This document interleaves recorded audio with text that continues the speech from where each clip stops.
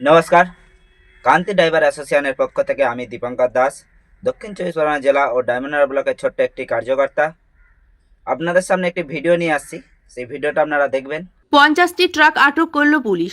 উল্লেখ্য, আরামবাগ শহরে বেশ কয়েকদিন ধরে দুর্ঘটনা ঘটছে।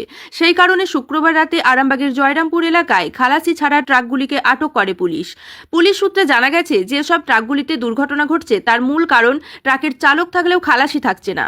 এদিন আরামবাগের এসডিপিও সুপ্রভাত চক্রবর্তী ও আরামবাগ থানার আইসি রাকেশ সিংয়ের নেতৃত্বে জয়রামপুর এলাকায় প্রায় 50টি ট্রাক আটক করা হয়।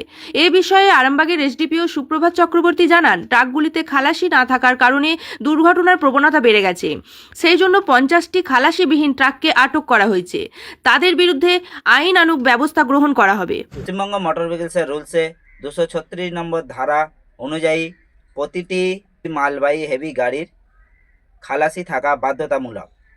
কিছু কিছু ক্ষেত্রে দেখা যায় কিছু কিছু ড্রাইভার আছে বা মালিক আছে, হেল্পারদের ঠিক মতন বেতন দেয় না। এর জন্য অনেক ড্রাইভাররা খালাসি রাখে না, নিজেরাই চালায়। খালাসি থাকলে কোনো গাড়ি ব্যাকে যাওয়া থেকে বা কোনো গাড়ি বাঁ দিকে ঢুকবে বা ডান দিকে যাবে, অনেক ক্ষেত্রে খালাসি থাকলে এগুলো সুবিধা।